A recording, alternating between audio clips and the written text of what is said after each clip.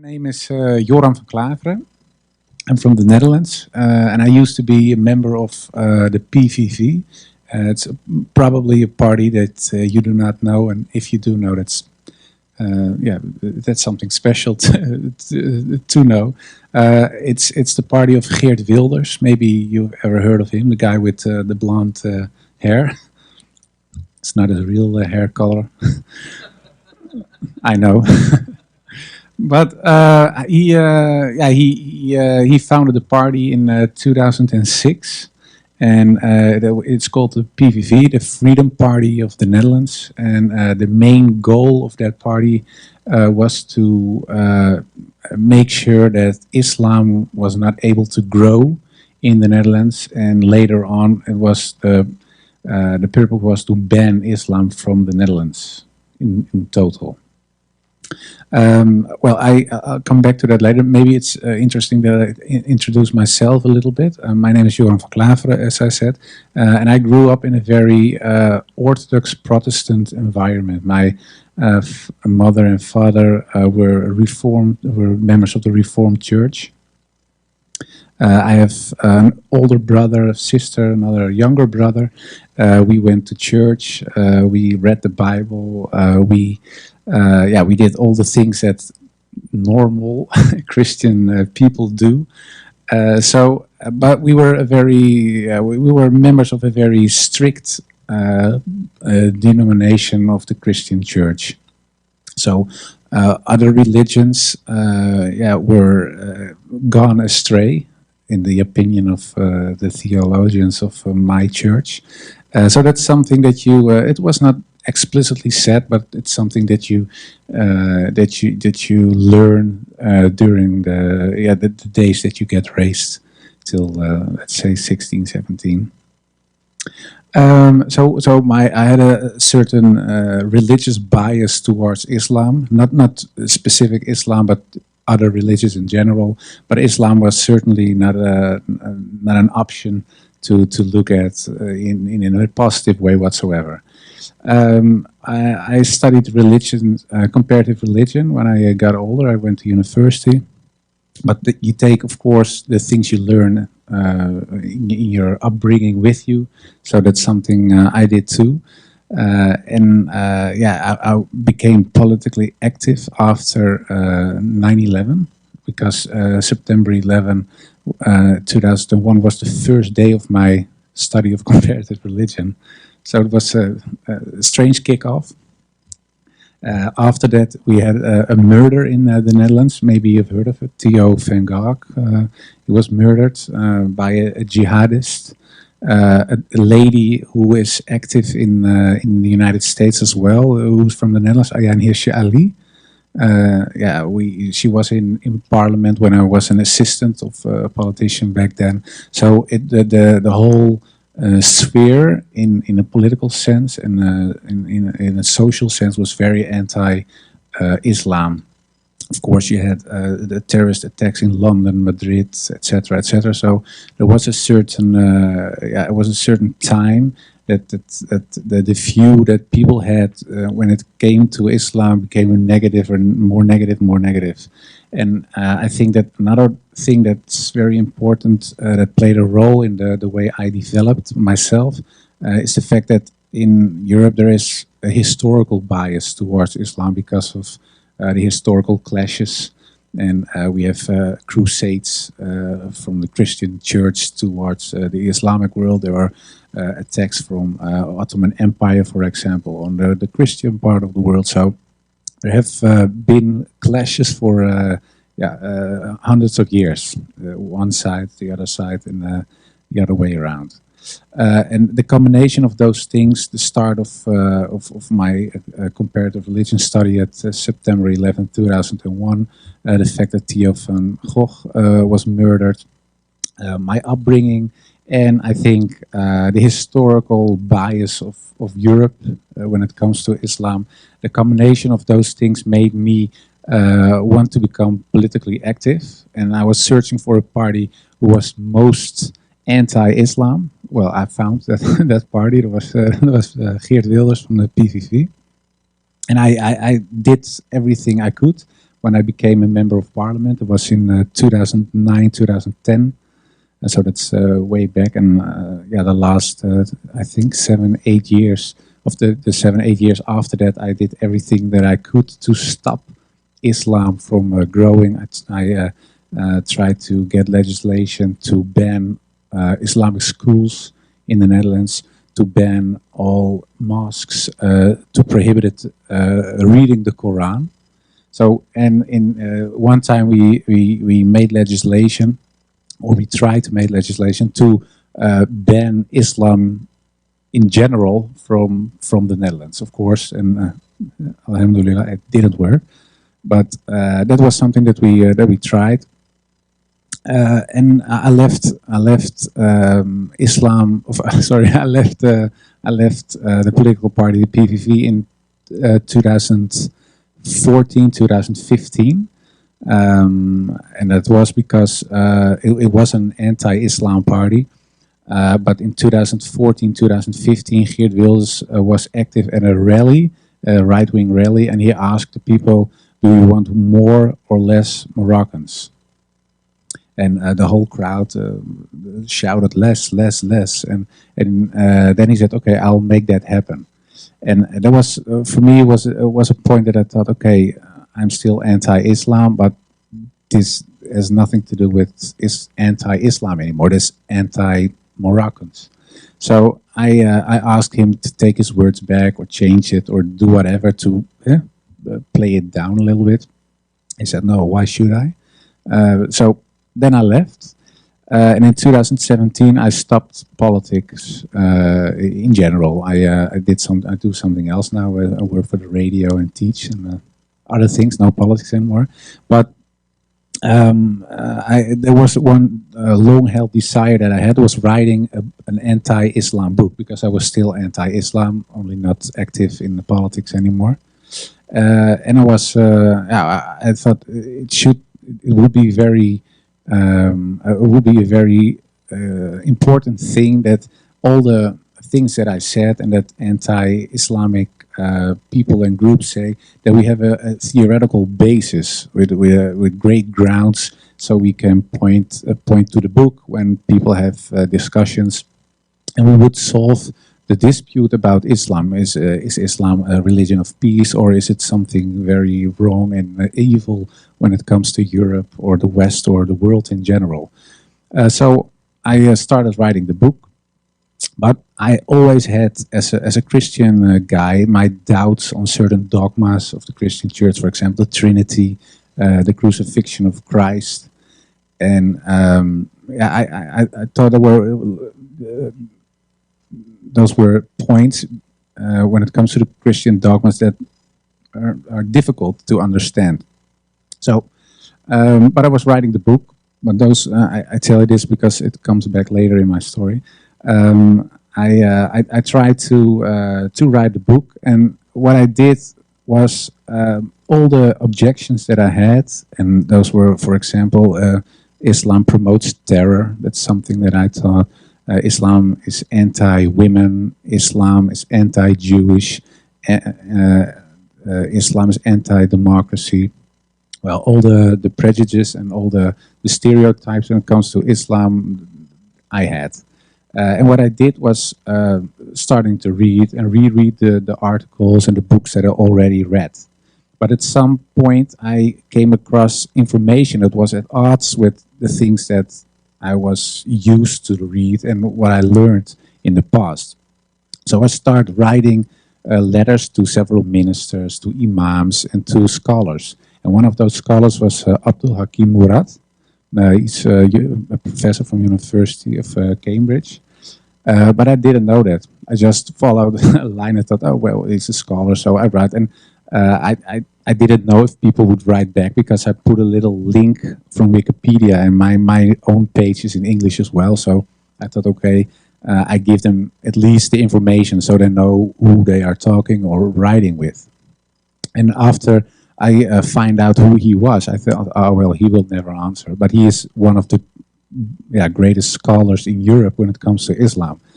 And but he did. And I got a 17-page mail back And I thought, whoa. So I started reading and reading and reading, and he asked me at the end, how is it possible? Because you studied comparative religion at Free University, where Abdul Hakim Murad also taught in the past. So he asked me from what happened, and what titles did you read, and what's the information you got. So I gave him a list with titles. He said, okay, I know where you're coming from, I understand. And I explained that when I was younger and I was at university, the points that I mentioned earlier when it comes to the historical bias and the upbringing, etc. But at one point in 2003, 2004, I went as a student to several mosques, and I asked several Muslims, well, what's up with Afghanistan, Taliban, etc., etc.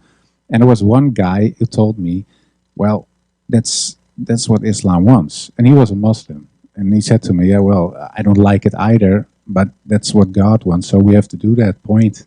And then I thought, whoa, you're even more crazier than I thought. And that hardened my views when it came to Islam. And I told Abdul Hakim Murad as well, and he said, well, you know what the point is, that you have Dar al-Islam, he said it's a house of Islam, and you are in a little barn somewhere in the garden with all the extremists, the anti-Islam guys and the extreme Muslims. And so what you have to do is get out of the barn, walk into the garden, look at the house, go into the house, and then we talk again. You can ask questions again. And that's what, and I asked him, well, I'm willing to get out of the barn if you give me some information, how, a map. So he gave me some information. I started reading and reading, and in the end, I thought, okay, Islam, the teachings of Islam, I thought, okay, that it looks very much like Christianity. Be polite, of course, believing in God, believing in the prophets, etc.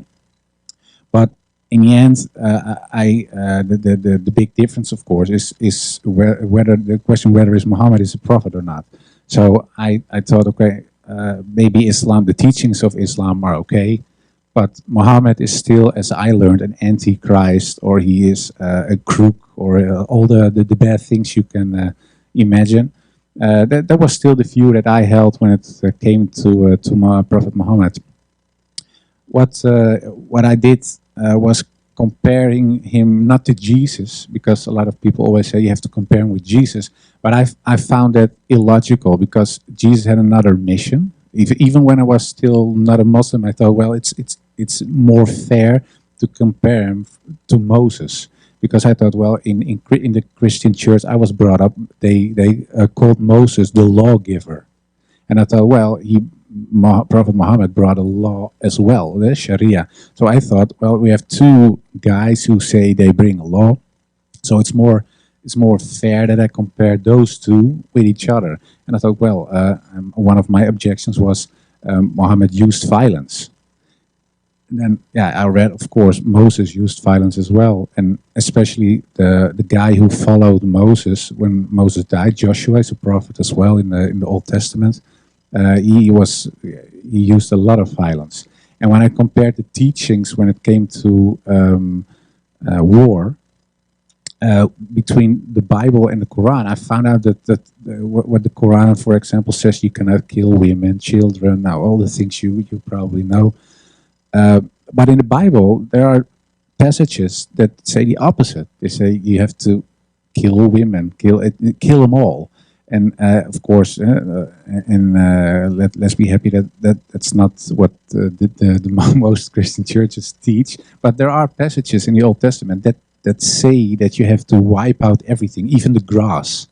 So everything has to be erased. So I thought, okay, when it comes to violence, I can no longer say that Muhammad, because he fought a war, and it was a defensive war, that he is no prophet if I accept Moses and Joshua, for example. So, okay. And then I went to another point and another one, and all the points that my objections against Muhammad, when I compared it to other prophets, I had no grounds anymore. So in the end, I thought, well, maybe they are all no prophets, or Muhammad is a prophet as well. And that was a point for me that yeah, I had to look into my heart to see. I still believe in God. Well, if you believe in God, why do you believe God? There is a revelation. If I believe in a revelation, that the revelation is brought by someone or someone's. That's not an English word, but by people, and those people we call prophets.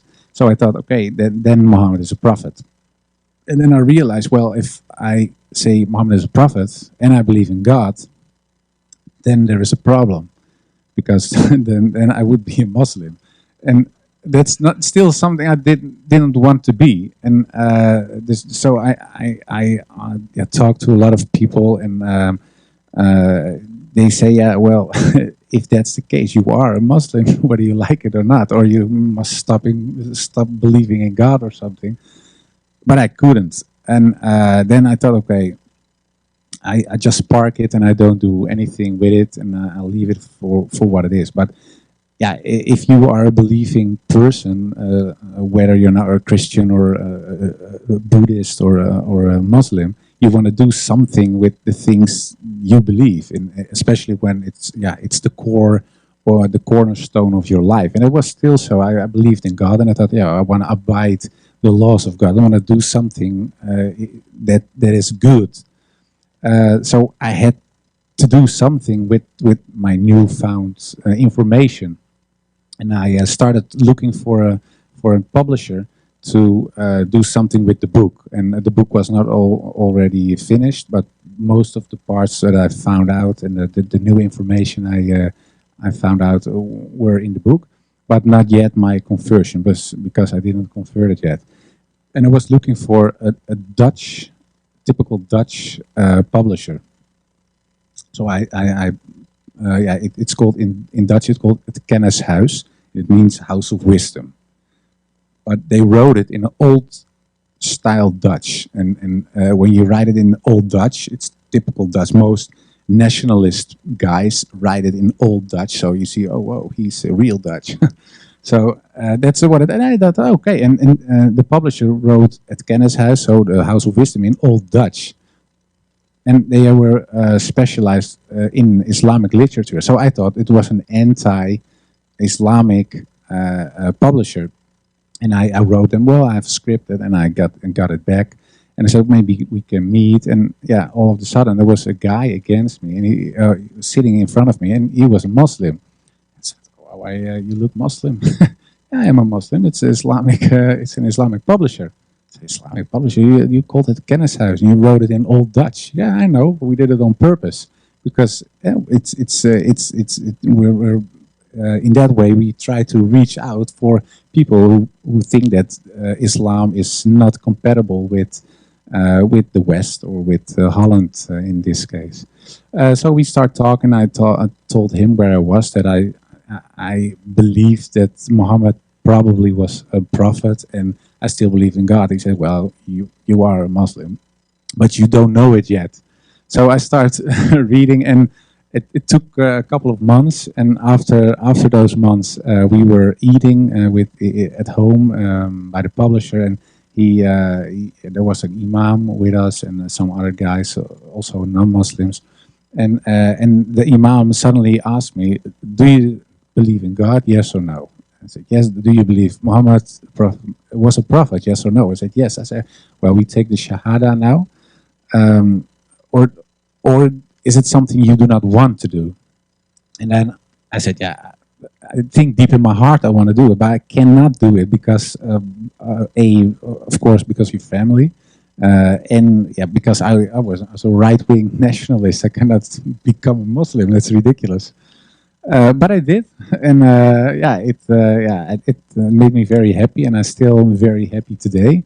Unfortunately, a lot of people in my family, of course, are a little less happy when I did it. And some Muslims ask me, "Well, aren't you mad at your family, or why aren't you disappointed?" But I'm not, because especially my mother, she was very sad, and she said, it's not because I'm sad because you became a Muslim. She said, I would also be sad when you became a Buddhist, because she thinks Christianity is the truth. So she was worried for my soul.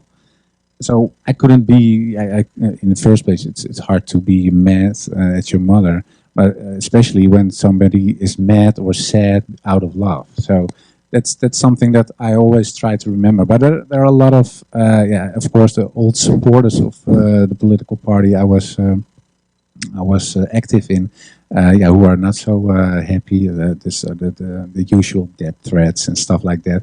But that's not something that holds you back, because yeah, it made me very happy. And the doubts I had, is that what I told about Christianity, the doubts I had when it comes to the Trinity of God and the crucifixion, the fact in Christianity people believe that God had to sacrifice Jesus Christ so he could forgive the world. But at the same time, in the Bible, it says that God is almighty and does what he wants to do. And I always thought as a child, well, if you are almighty as God, why can't you just forgive? Why is there a son who had to die before you can say, okay, I forgive? So I thought it was illogical. I still think Christianity is a nice religion. Only I didn't believe the truth with a capital T. It wasn't there for me anymore. And strangely enough, when I was writing the book, I got Islamic answers to Christian questions.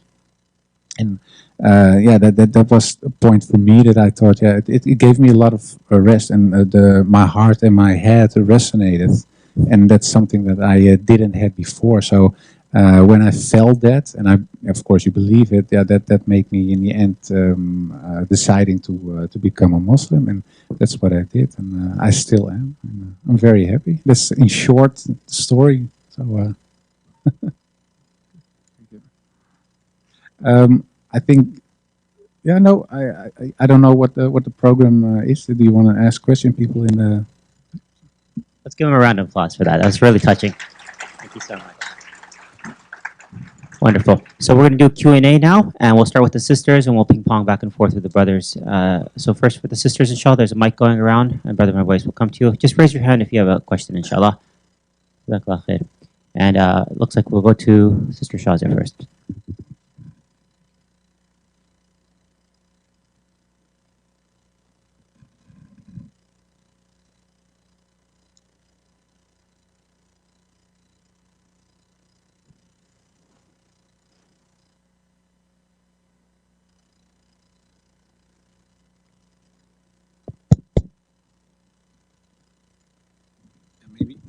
Maybe you can take this one. This one.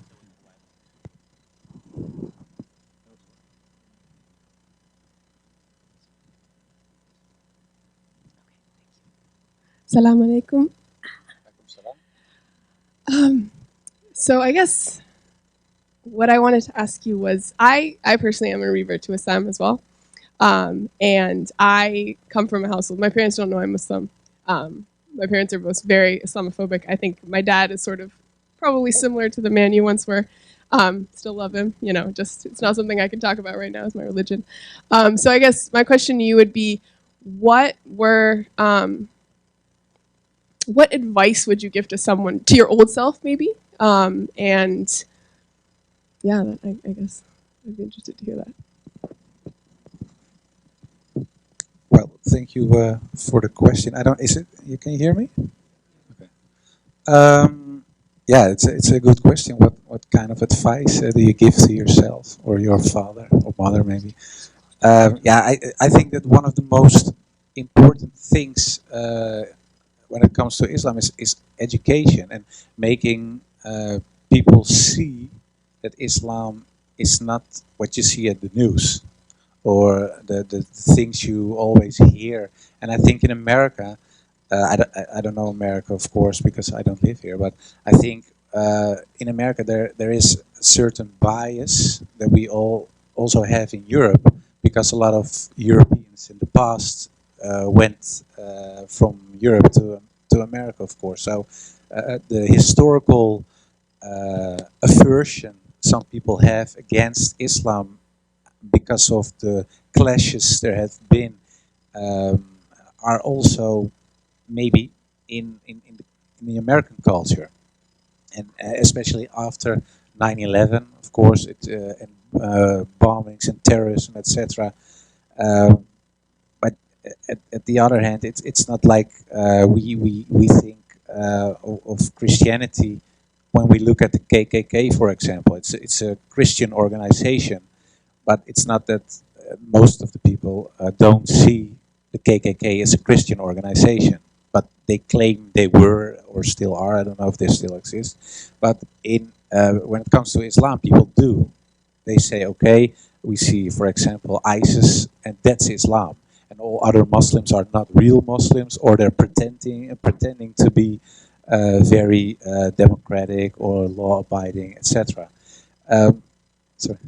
But it is a fact that Islam is something else. And my story, I wrote a book about it, and I think in the Netherlands, I think it's very important that people read my journey, because most of the arguments people use against Islam are pointed out in the book, and there's a explanation why it isn't correct. And the book is being translated into English. Is maybe if it is, if they publish it, and I think in a month or 3, you can give it to your father. I'll send it to you, and I'll write something for him in the book, and maybe that opens the door. And it would be nice, of course, if he became Muslim. But if he doesn't, at least he understands better what Islam is and what probably motivates you to become Muslim.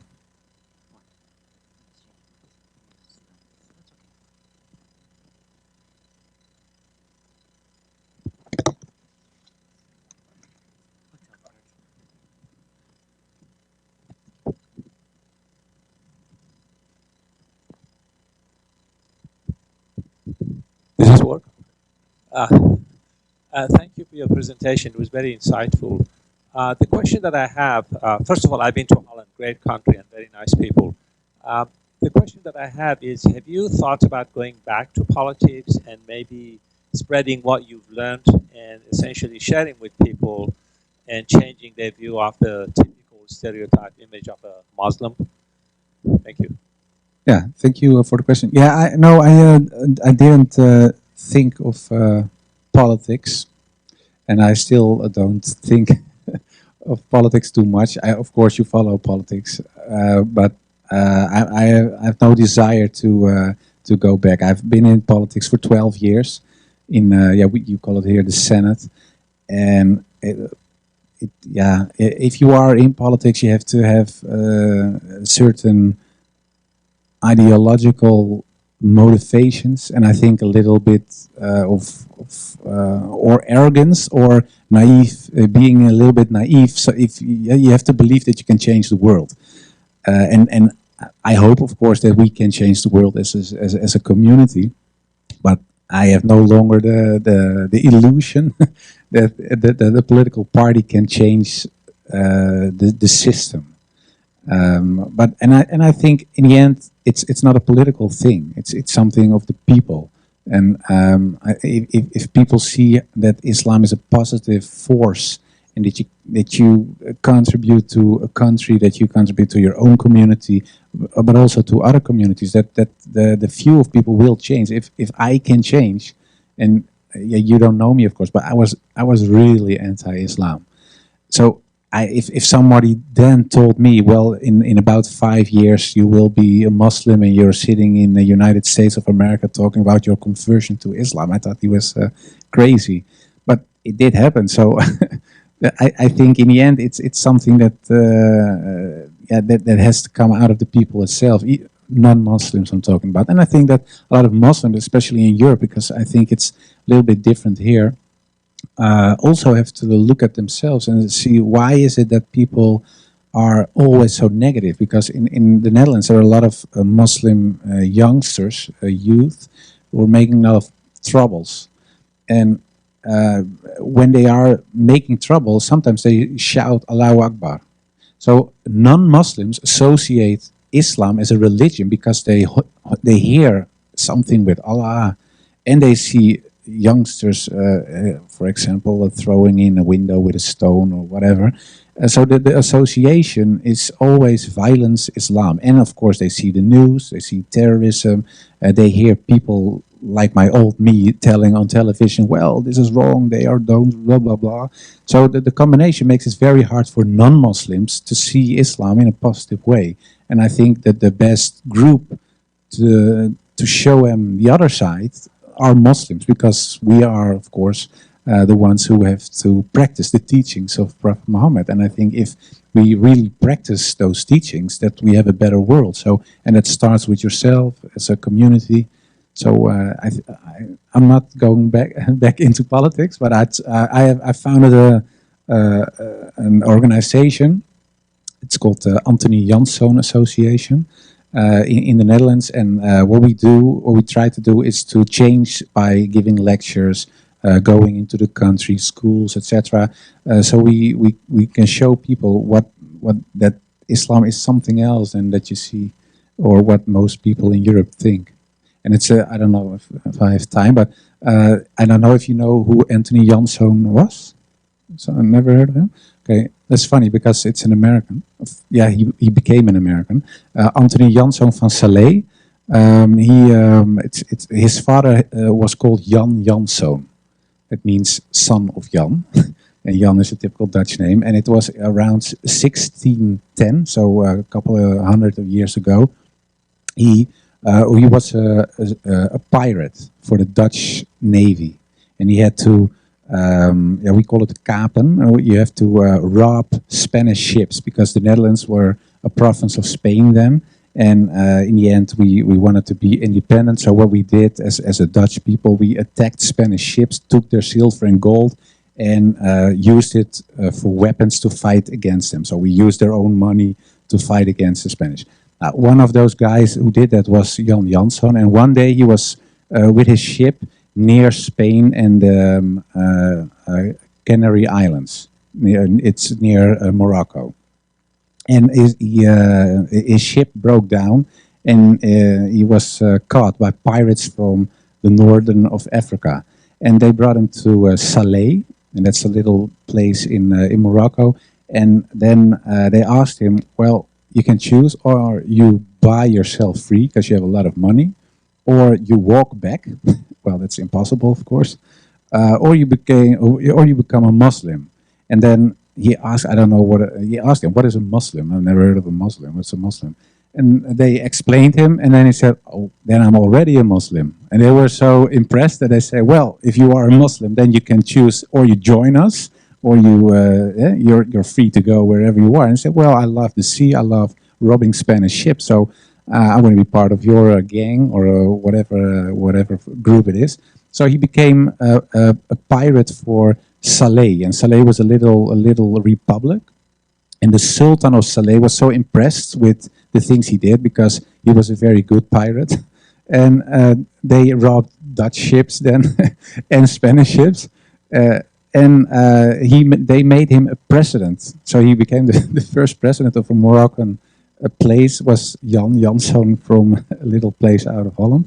And he later on he married a Moroccan girl, of course a Muslim as well, and they got 4 children. And one of those children was called Anthony, and that's the guy why my foundation is Anthony Janszoon van Klaveren, Anthony in English. And he was sent to the New World with a lot of money from his father, because his father became very rich. And that Jan Janszoon's son, dus Anthony Janszoon van Klaveren, went to America, because they called this the New World. And it wasn't America yet; it was still part of the British Empire. And he went to a place called New Amsterdam, and it was New York. And in New York, some people say, well, it's founded by the Dutch, New York. There's still typical Dutch names. For example, the Bronx is Brooklyn. Is Breukelen, it's an old Dutch city. And it's true, it was founded by the Dutch, but the guy who did that was a Muslim, because Anthony Janszoon van Klaveren was the guy who founded the Bronx. He developed Brooklyn. They gave him, he asked them, is there some land somewhere that I can buy? They said, no, you can't, because you're not a Christian. They didn't want it. Then he said, well, I pay 3 times what you normally ask. He said, okay, buy the land. And he gave them, and those Bronx, for example, and Brooklyn were one of the first places in the New World, in New Amsterdam, were developed, and it was developed by a Dutch Muslim. So even America, in the core, there are, and I'm not talking about slaves, a rich man, a successful guy, was a Muslim who was one of the founders of New York, still today. And what another funny fact is maybe, is the fact that the first Quran ever brought to the United States was brought by this guy, Anthony Jaron van Klaveren. So a Dutch Moroccan guy who was a Muslim brought the Quran to America. It was very funny, and I thought, well, he was a very positive guy, and when he was in New York and he was doing his thing, he was, of course, confronted with a lot of people who didn't like him because he looked different, but also because he was a Muslim. But he was very steadfast, and he did what he had to do. He helped, for example, a little group, they called the Quakers. They were Christian people who were persecuted by other Christians. And he said, no, we have religious freedom here, and it's a new country. Nobody is the boss of someone else, so they can live on my land. So he gave them room to practice their religion. He bought slaves, etc. He did a lot of good things. And I thought, well, that's a nice name for the organization because of the history of his father, the history of himself, and the things he did. So, and with that name, I'll try, and story, a lot of people in the Netherlands don't know the story as well. So I always tell it to show people that the beginning of the United States, and that's, of course, one of the mightiest countries in the world, was also Islamic in the core. And it's always nice to show people that there's something familiar and it's not something so strange when it comes to Islam. What will be the name of title of your book? In Dutch, it's afvallige, and it means apostate. And I choose the title because I'm an apostate of Christianity, of course, but it's also a wink. It's because of the discussion about apostasy in Islam.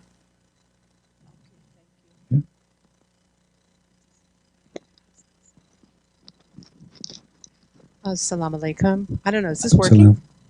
Oh, it is, okay. First of all, thank you so very much. I'm originally from what became New York, was New Amsterdam. Okay. And there are a lot of Dutch names that are well known along the Hudson River, and I think the Hudson was, the explorer was Dutch, and the Roosevelts, the two President Roosevelts, Dutch ancestry. So there's a lot of history, but nobody mentions in America that they're Dutch. Anyway, welcome. And many people don't know that the word California comes from the word Khalifa. Oh, I didn't know. So this is another part of the Muslim history nice. on the West Coast. I'm wondering, when you speak to people, what reaction you get? Do you speak about Islam? Do you find people are curious or more hostile? Are you able to change hostile people to be open-minded? What's your experience?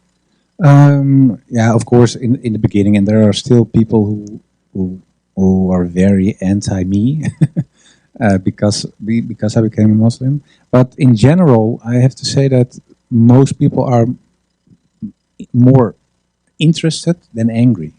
So what happened to you? Why? So that's I think it's a good thing because there's space and room to start talking to each other.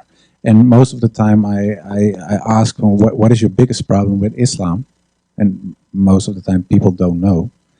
So we try to discover while talking what his or her issue is with Islam. And I even got some emails from people that said, well, after I read your book, of course I'm not a Muslim and I still don't like Islam, but I get it. So that's a little improvement. So I think there is a lot of room, and of course, in the end, it's up to us as a community to show people otherwise. And I think in the end, yes, I'm still positive. I think that it's possible that a lot of people will change, and I think it's something else in Europe, and I don't know how it is in America. There's the secularization, so people stop believing in God. In Europe, most of the people in other parts of the world think that in Europe everybody is Christian, but most of the people, especially in the Netherlands, aren't religious at all. And the fact that they lost their religion, not only in a cultural way, but especially in a religious way, yeah, it creates a hole in people's hearts, because there's a famous guy, a religious scientist, Eliade his name. He said people are always religious, and it's not that you have to be a Christian or Muslim or whatever, but there is something that calls out for something bigger.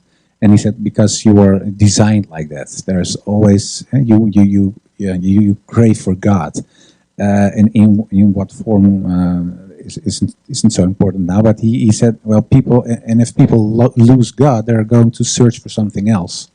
And I think in Europe, people search they want to fill up the gap in their heart with, for example, nationalism, but also with drugs or with partying all the time. They do things to fill the emptiness in their heart, and that's something else. I see big chances for Islam, because I think Islam is the last real religion. And a lot of people, especially when I talk with Protestant Christians, who are very angry all the time when it comes to Islam, but when you talk to them for real and in a calm way, they realize very fast that, for example, the things my problems, theological problems with Christianity, for example, the Trinity, they feel this. They feel what I mean. So that's what I always tell them. I say, you know that it's illogical, and they say, oh well, maybe it's illogical, but so I see big chances for Islam as a religion to grow in a positive way, especially in places where people lost faith in God, and maybe that's a mission. we don't know, but it would be nice. Assalamu alaikum. So, In my day job, I've had the pleasure of going to Holland quite a few times in the last few years. And like many international travelers, I've used Uber to get around the city, in Amsterdam in particular.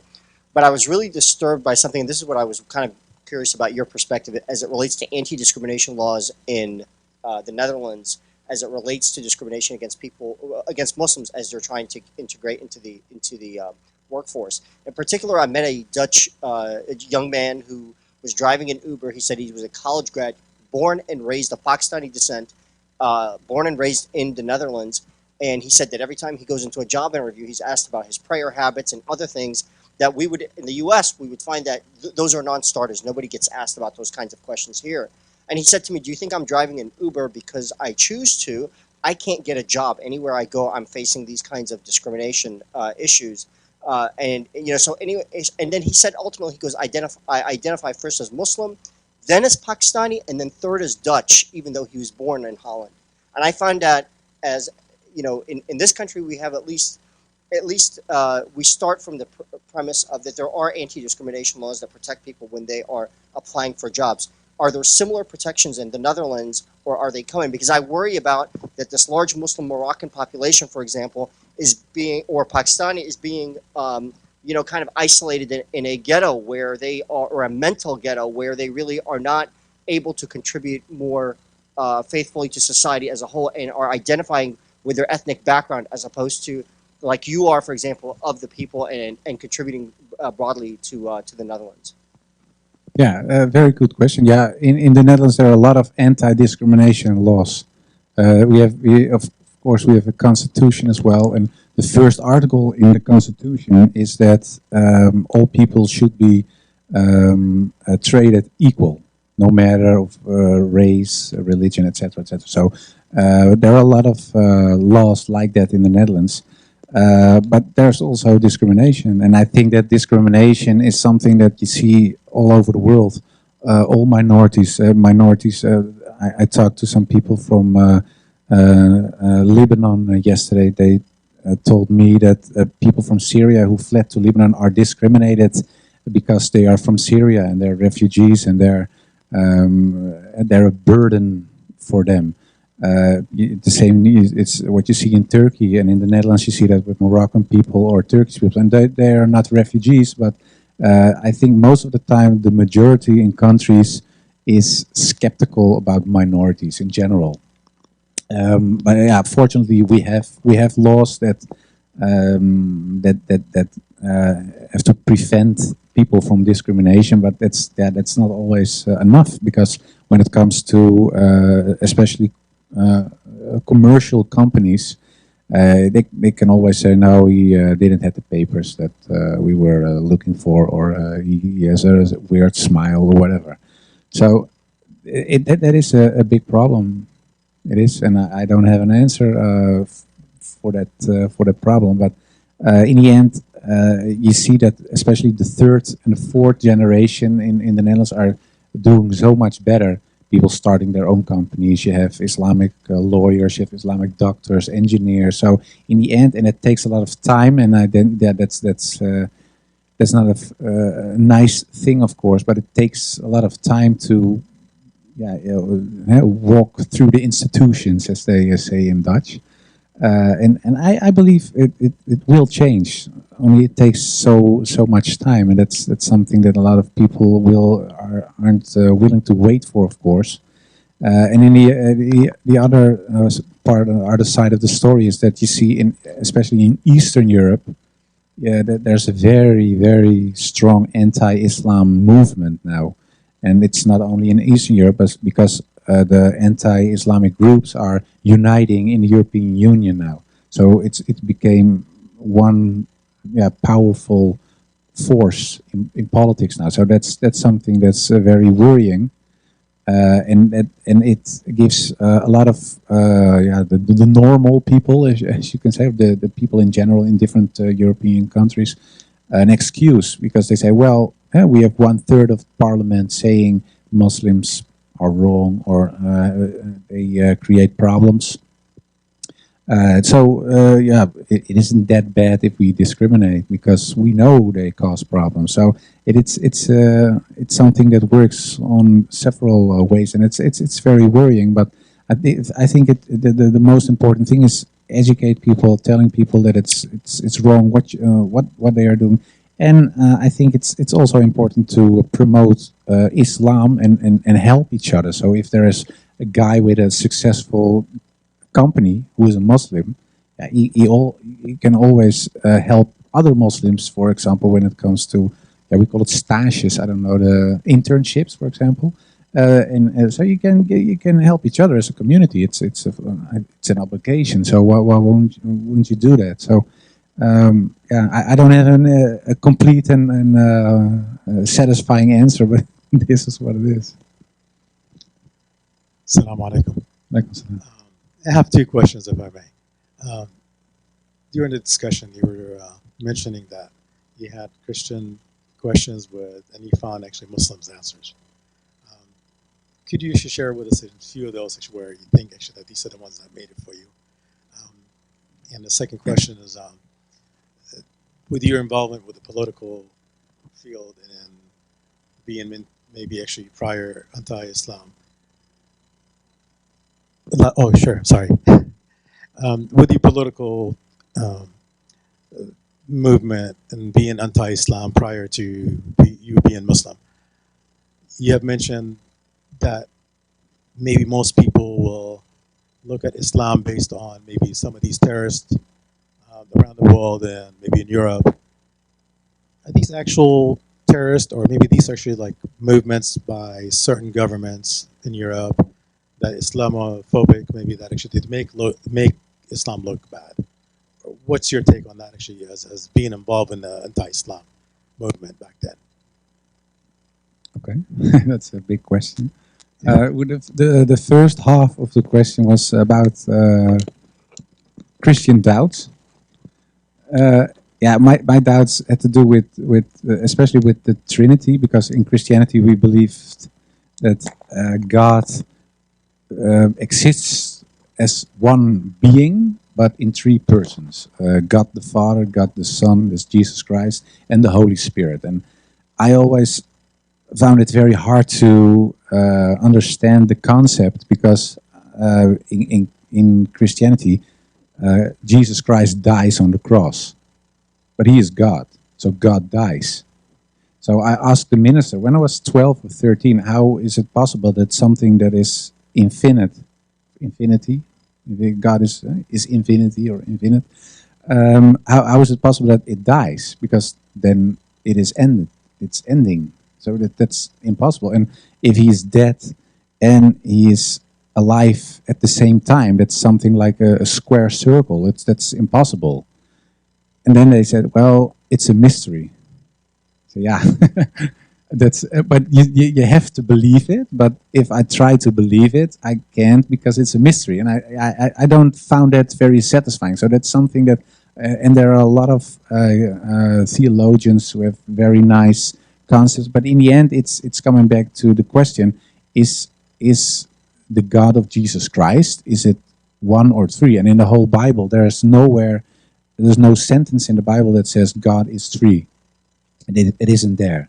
And the parts that are referring to something that could be interpreted as three are added later. And it's even in the Christian Bible, you can see that it's almost always between, I don't know how you say it, we call it haakjes,